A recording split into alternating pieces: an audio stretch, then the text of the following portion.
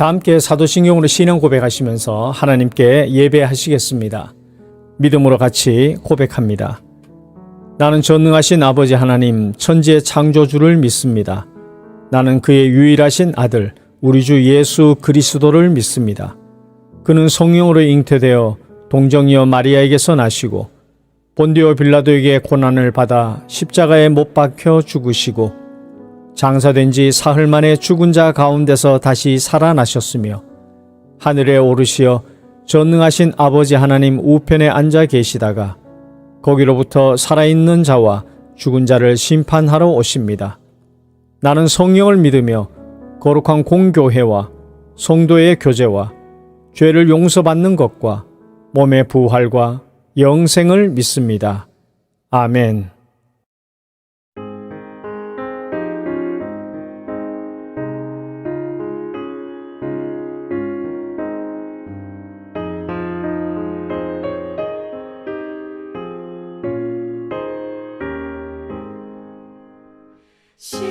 시온의 영광이 빛나는 아침 어둡더니 땅이 밝아오네 슬픔과 애통이 기쁨이 되니 시온의 영광이 시온의 영광이 빛나는 아침 매였던 종들이 돌아오네 오래전 선지자 꿈꾸던 복을 만민이 다 같이 누리겠네.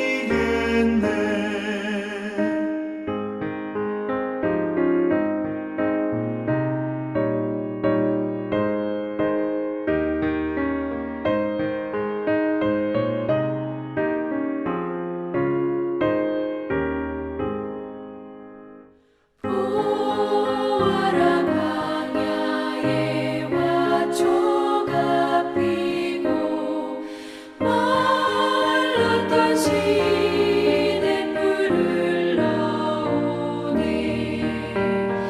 이 산과 저 산이 마주쳐 울려 주 예수 은총을 찬송하네 땅들아 바다야 많은 섬들아 찬양을 주님께 드리어라 싸움과 죄악이 가득한 땅에 찬송이 하늘에 사무치네 아멘.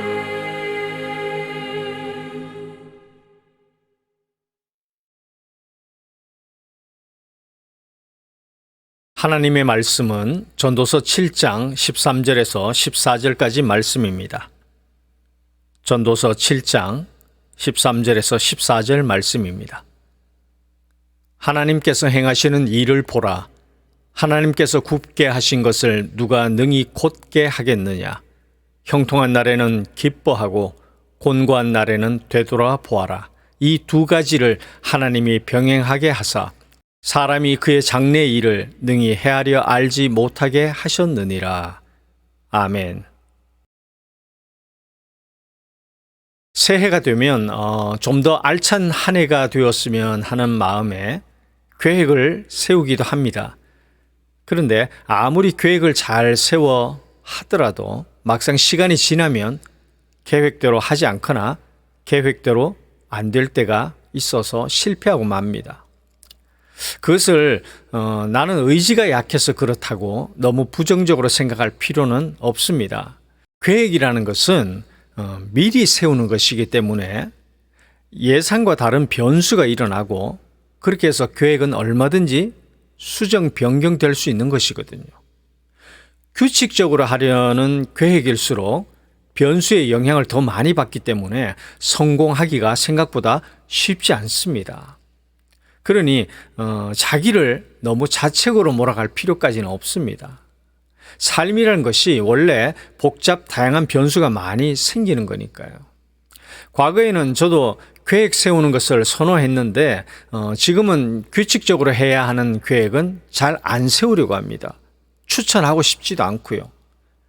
계획 세우는 것 자체가 의미 없어서가 아니고 앞서 말한 것처럼 변수의 영향을 많이 받기 때문에 실패할 확률도 높고 또 규칙적으로 해야 한다는 강박관념의 부담도 따르기 때문입니다.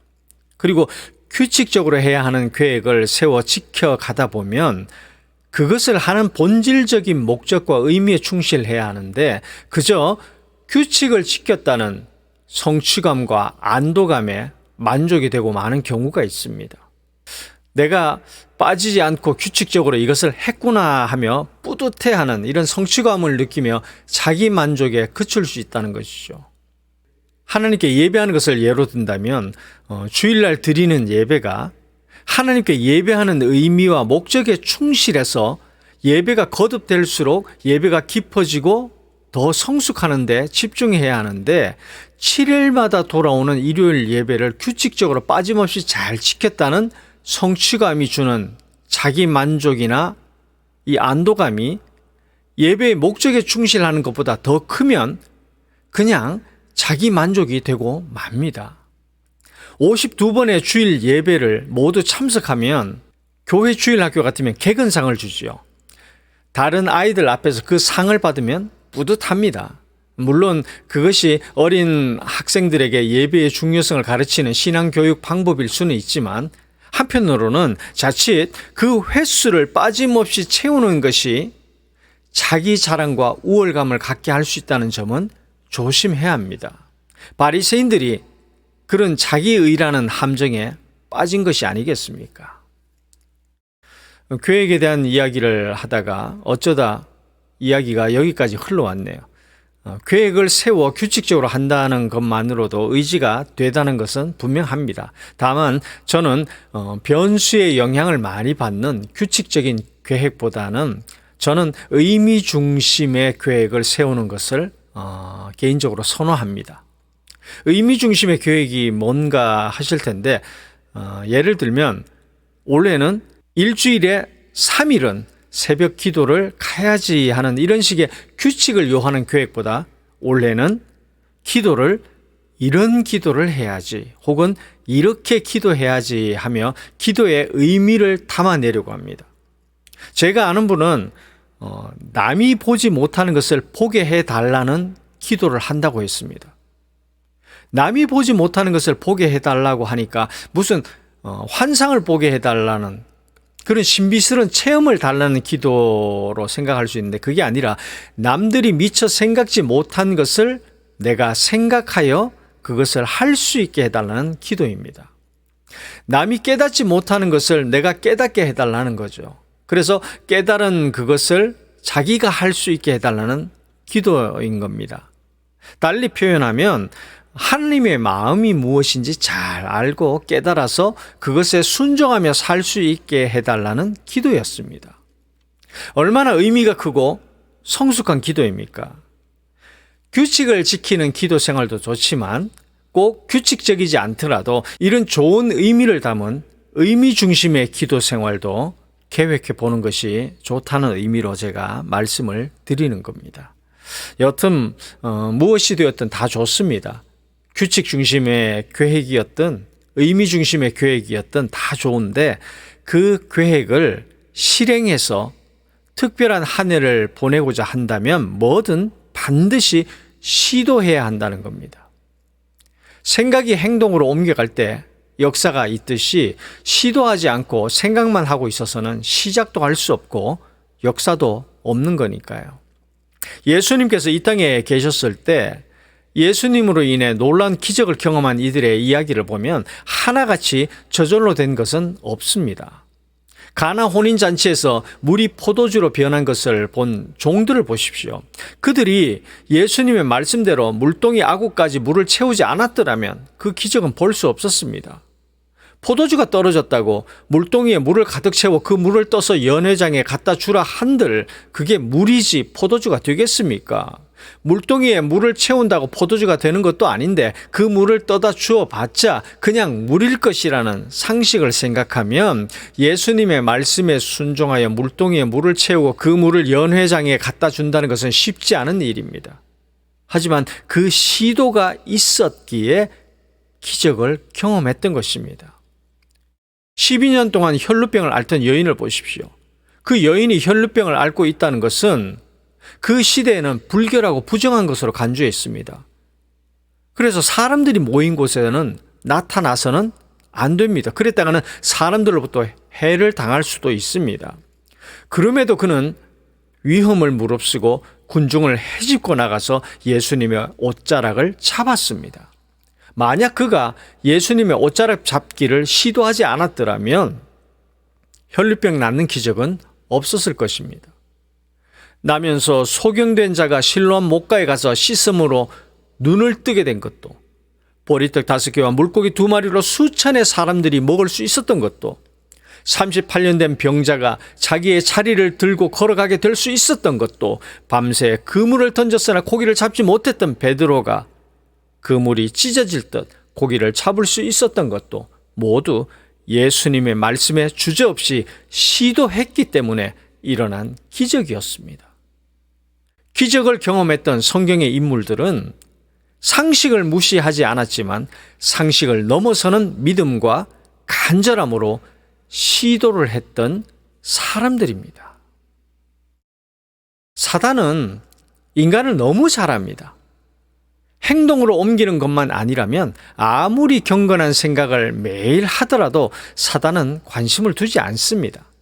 어떤 좋은 계획이든 의지와 연결해서 행동하지 않는 한 신경도 쓰지 않습니다. 생각에서 그치고 만다는 것을 알기 때문입니다. 그래서 사단이 바라는 것은 우리가 아무리 경건한 말을 하고 신앙적인 좋은 생각을 나누고 산다고 해도 결과적으로 아무것도 한 것이 없이 인생을 살게 한다는 것입니다. 그래서 좋은 계획을 잘 세우는 것도 좋지만 무엇보다 간단하고 단순한 것 한 가지라도 삶에 적용하여 사는 계획을 세우시기를 축복합니다. 새해가 시작됐습니다. 분명한 것은 희망찬 새해라 하지만 그리 희망적이지 않을 수도 있습니다. 불과 며칠 전 일을 보십시오. 지난 연말만 보더라도 불법 계엄령이 선포되고 대통령 탄핵소추와 고난대행의 고난대행이라는 이 나라를 불안하게 만든 사상 초유의 일이 계속되고 있습니다. 제주항공 참사로 180여 명의 소중한 생명을 한순간에 잃었습니다. 집단적 우월감을 겪어야 할 만큼 이런 일이 있을 거라 누가 상상이나 했겠습니까?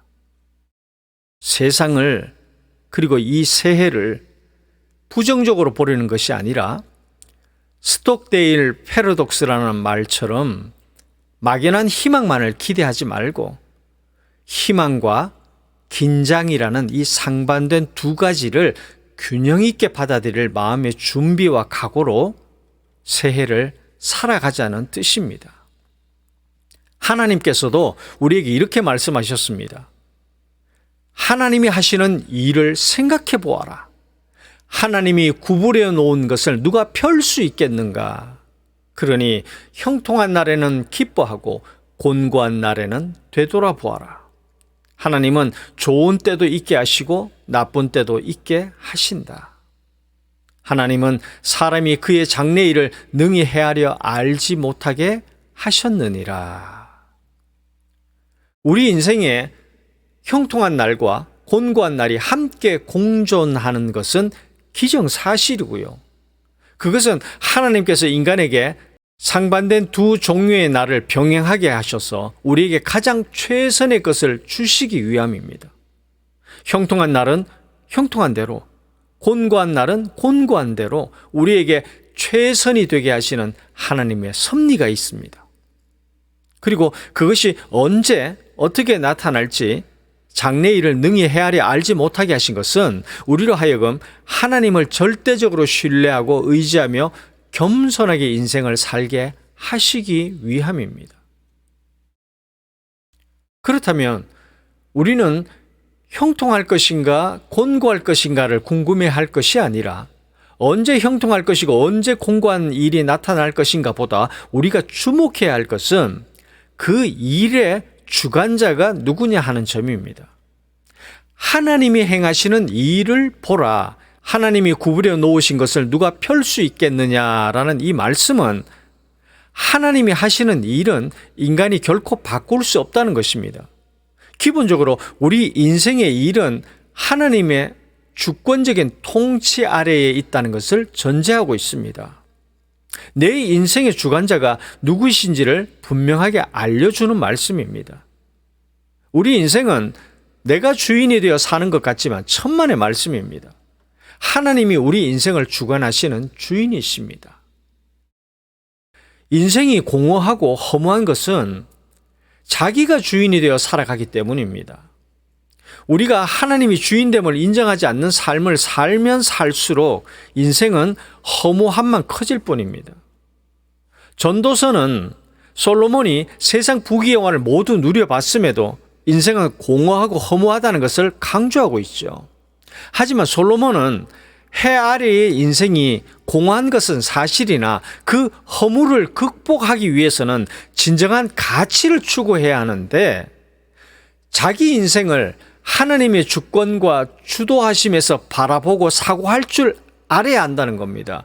그래서 내가 겪고 있는 모든 일은 하나님이 주권을 가지고 주도하시기 때문에 내 생각, 내 경험, 내 얄팍한 지식으로 해석하지 말고 하나님과 함께 그 일을 가장 좋은 방법과 지혜로 풀어가는 것이 하나님을 주인됨으로 여기며 사는 것입니다.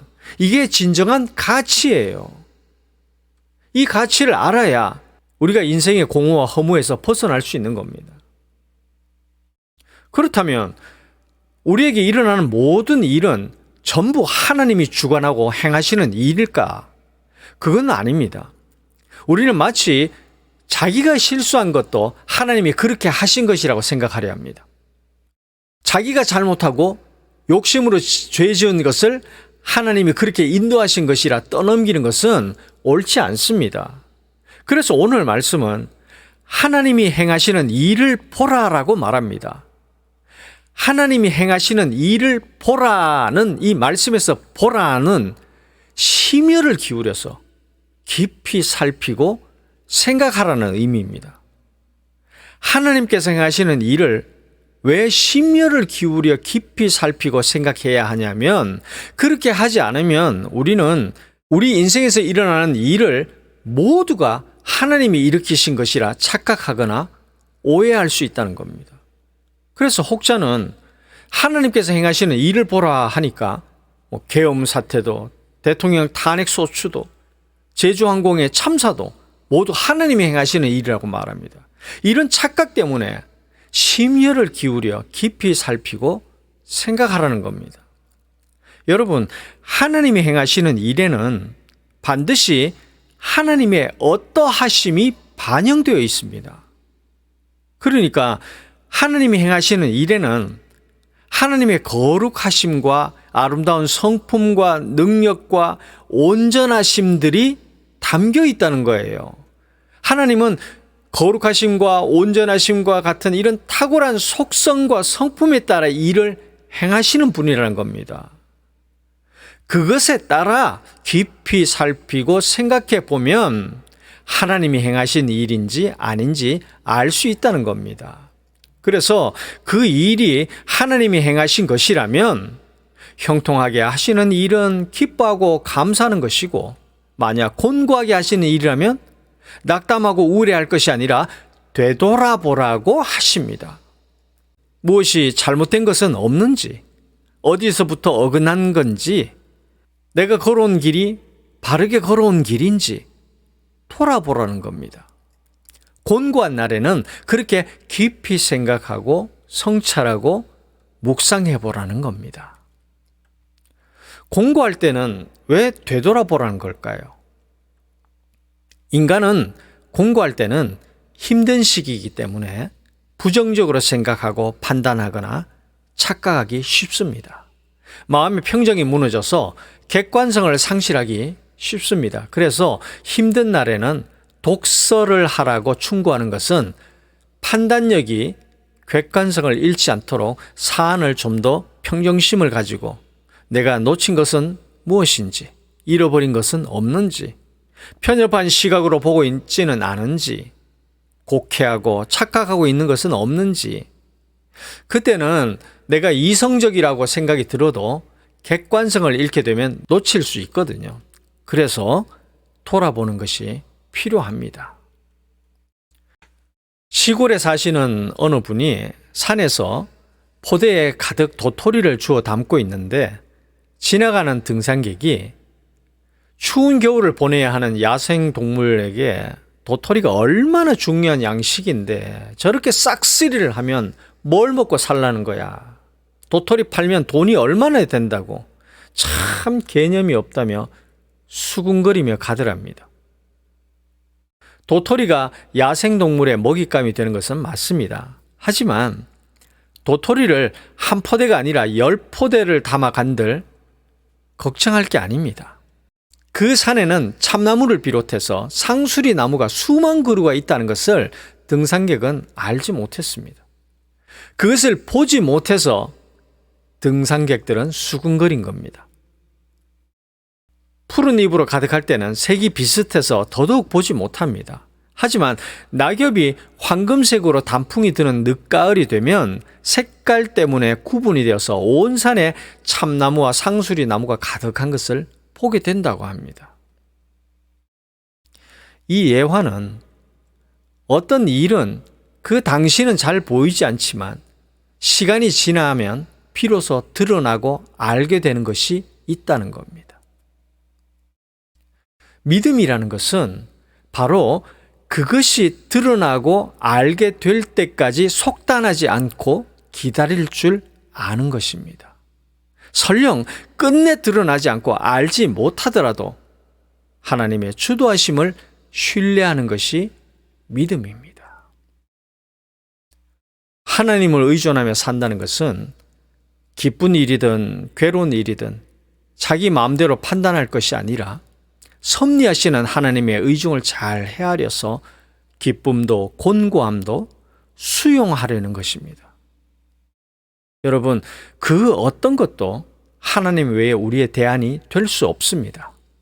우리가 하나님을 나의 유일한 대안으로 여기지 않으면 우리는 분명 하나님 외에 다른 것을 쳐다보며 붙들려고 할 겁니다.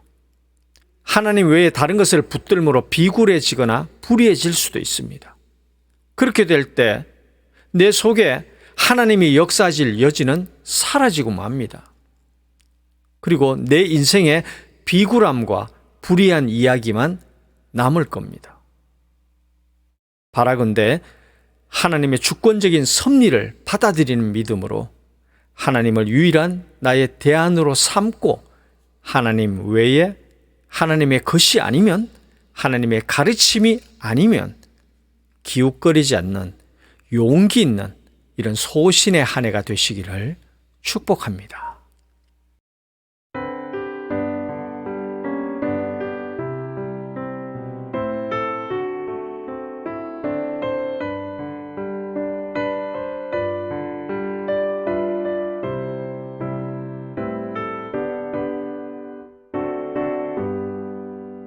아침에 해가 돋을 때 만물 신선하여라 나도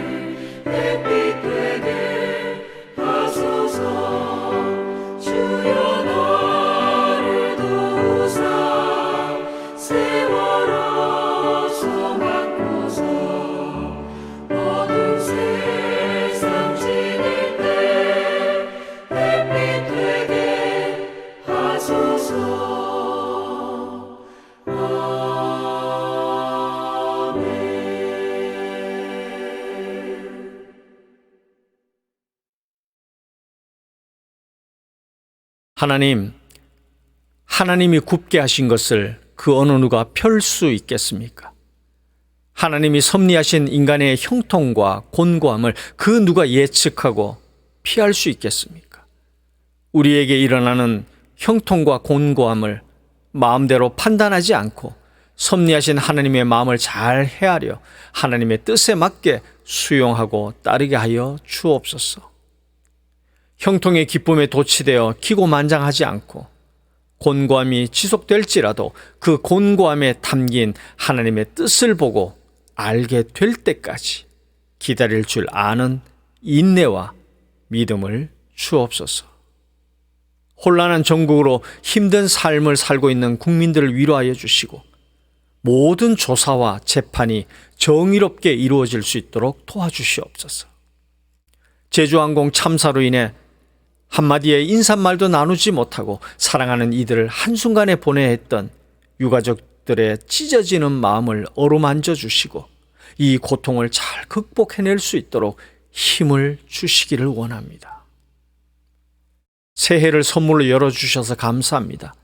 새 포도주는 새 부대에 담으라는 말씀처럼 낡고 후패한 생각들을 버리고 새롭게 주신 365개의 날들을 하나님이 기뻐하시는 내용으로 채워가는 믿음의 삶이 되게 하여 주옵소서. 필요할 때마다 물질의 복도 주시고 건강의 복과 더불어 세상이 줄 수 없는 하늘의 기름진 은혜 또한 베풀어 주옵소서. 자녀들의 믿음이 더욱 성숙할 수 있는 복을 주시고 가정마다 더욱 행복하고 따뜻한 온기가 가득할 수 있는 복을 주옵소서. 우리의 주권자가 되시는 예수 그리스도의 은혜와 하나님 아버지의 크신 사랑과 성령님의 교통하심이 형통할 때는 기뻐하고 곤고할 때는 돌아보며 하나님의 뜻을 헤아리고 그 모두를 주관하시는 주관자가 하나님이심을 기억하기를 원하는 사랑하는 성도들과 그들의 자녀와 일터와 탄핵 전국에 어려움을 겪고 있는 대한민국과 제주항공 참사로 고통을 겪고 있는 유가족들 위해 함께 하시기를 축원하옵나이다. 아멘.